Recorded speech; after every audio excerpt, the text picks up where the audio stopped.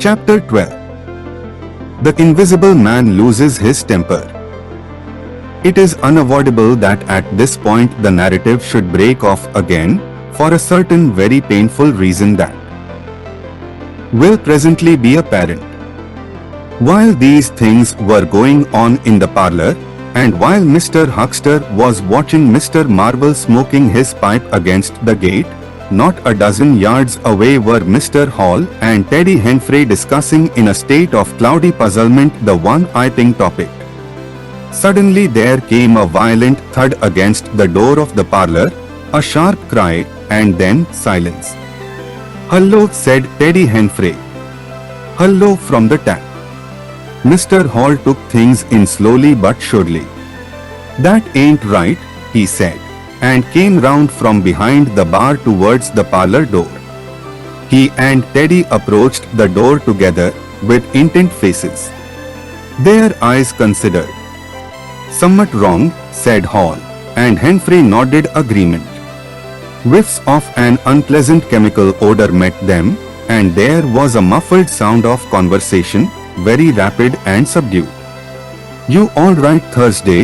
asked Hall, rapping. The muttered conversation ceased abruptly, for a moment silence, then the conversation was resumed, in hissing whispers, then a sharp cry of "No. No, you don't." There came a sudden motion and the oversetting of a chair, a brief struggle. Silence again. "What the deuce?" exclaimed Henfrey, "sort to watch it." "You all right Thursday?" asked Mr. Hall, sharply, again. The vicar's voice answered with a curious jerking intonation, "Quite right." "Please don't interrupt." "Odd," said Mr. Henfrey. "Odd," said Mr. Hall. "Says, don't interrupt," said Henfrey. "I heard him," said Hall. "And a sniff," said Henfrey. They remained listening. The conversation was rapid and subdued. "I can't," said Mr. Bunting, his voice rising. "I tell you, sir, I will not." "What was that?" asked Henfrey. "Says he we not," said Hall. "Weren't he speaking to us, was he?" "Disgraceful," said Mr. Bunting, within. "Disgraceful," said Mr. Henfrey. "I heard it distinct." "Who's that speaking now?" asked Henfrey. "Mr. Cuss, I suppose," said Hall. "Can you hear anything?" Silence. The sounds within indistinct and perplexing. "Sounds like throwing the tablecloth about," said Hall. Mrs. Hall appeared behind the bar. Hall made gestures of silence and invitation. This aroused Mrs. Hall's wifely opposition. "What ye listenin' there for, Hall?" she asked. "Ain't you nothing better to do, busy day like this?" Hall tried to convey everything by grimaces and dumb show, but Mrs. Hall was obdurate. She raised her voice. So Hall and Henfrey, rather crestfallen, tiptoed back to the bar, gesticulating to explain to her. At first she refused to see anything in what they had heard at all. Then she insisted on Hall keeping silence, while Henfrey told her his story. She was inclined to think the whole business nonsense, perhaps they were just moving the furniture about. "I heard him say disgraceful, that I did," said Hall. "I heard that, Mrs. Hall," said Henfrey. "Like as not," began Mrs. Hall. "HSH," said Mr. Teddy Henfrey. "Didn't I hear the window?" "What window?" asked Mrs. Hall. "Parlor window," said Henfrey. Everyone stood listening intently. Mrs. Hall's eyes, directed straight before her, saw without seeing the brilliant oblong of the inn door, the road white and vivid, and Huckster's shop front blistering in the June sun. Abruptly Huckster's door opened and Huckster appeared, eyes staring with excitement, arms gesticulating. "Yap!" cried Huckster. "Stop, thief!" and he ran obliquely across the oblong towards the yard gates and vanished. Simultaneously came a tumult from the parlor and a sound of windows being closed. Hall, Henfrey, and the human contents of the tap rushed out at once pell-mell into the street. They saw someone whisk round the corner towards the road, and Mr. Huckster executing a complicated leap in the air that ended on his face and shoulder. Down the street people were standing astonished or running towards them. Mr. Huckster was stunned. Henfrey stopped to discover this, but Hall and the two laborers from the tap rushed at once to the corner, shouting incoherent things, and saw Mr. Marvel vanishing by the corner of the church wall. They appeared to have jumped to the impossible conclusion that this was the invisible man suddenly become visible, and set off at once along the lane in pursuit. But Hall had hardly run a dozen yards before he gave a loud shout of astonishment and went flying headlong sideways, clutching one of the laborers and bringing him to the ground. He had been charged just as one charges a man at football. The second laborer came round in a circle, stared, and conceiving that Hall had tumbled over of his own accord, turned to resume the pursuit, only to be tripped by the ankle just as Huckster had been. Then, as the first laborer struggled to his feet, he was kicked sideways by a blow that might have felled an ox. As he went down, the rush from the direction of the village green came round the corner.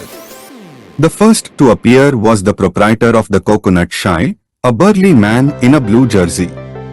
He was astonished to see the lane empty save for three men sprawling absurdly on the ground. And then something happened to his rearmost foot, and he went headlong and rolled sideways just in time to graze the feet of his brother and partner, following. Headlong. The two were then kicked, knelt on, fallen over, and cursed by quite a number of over-hasty people. Now when Hall and Henfrey and the laborers ran out of the house, Mrs. Hall, who had been disciplined by years of experience, remained in the bar next the till. And suddenly the parlor door was opened and Mr. Cuss appeared, and without glancing at her rushed at once down the steps toward the corner. "Hold him," he cried. "Don't let him drop that parcel." He knew nothing of the existence of Marvel, for the invisible man had handed over the books and bundle in the yard. The face of Mr. Cuss was angry and resolute, but his costume was defective, a sort of limp white kilt that could only have passed muster in Greece. "Hold him," he bawled. "He's got my trousers and every stitch of the vicar's clothes. Tend to him in a minute," he cried to Henfrey as he passed the prostrate huckster, and, coming round the corner to join the tumult, was promptly knocked off his feet into an indecorous sprawl. Somebody in full flight trod heavily on his finger. He yelled, struggled to regain his feet, was knocked against and thrown on all fours again, and became aware that he was involved not in a capture, but a rout. Everyone was running back to the village. He rose again and was hit severely behind the ear. He staggered and set off back to the coach and horses forthwith, leaping over the deserted huckster, who was now sitting up, on his way. Behind him, as he was halfway up the inn steps, he heard a sudden yell of rage, rising sharply out of the confusion of cries, and a sounding smack in someone's face. He recognized the voice as that of the invisible man, and the note was that of a man suddenly infuriated by a painful blow. In another moment Mr. Cuss was back in the parlor. "He's coming back, Bunting," he said, rushing in. "Save yourself." Mr. Bunting was standing in the window engaged in an attempt to clothe himself in the hearth rug and a West Surrey gazette. "Who's coming?" he said, so startled that his costume narrowly escaped disintegration. "Invisible Man," said Gus, and rushed on to the window. "We'd better clear out from here. He's fighting mad." Mad? In another moment he was out in the yard. "Good heavens," said Mr. Bunting, hesitating between two horrible alternatives. He heard a frightful struggle in the passage of the inn, and his decision was made. He clambered out of the window, adjusted his costume hastily, and fled up the village as fast as his fat little legs would carry him. From the moment when the Invisible Man screamed with rage and Mr. Bunting made his memorable flight up the village, it became impossible to give a consecutive account of a phase in Iping. Possibly the Invisible Man's original intention was simply to cover Marvel's retreat with the clothes and books.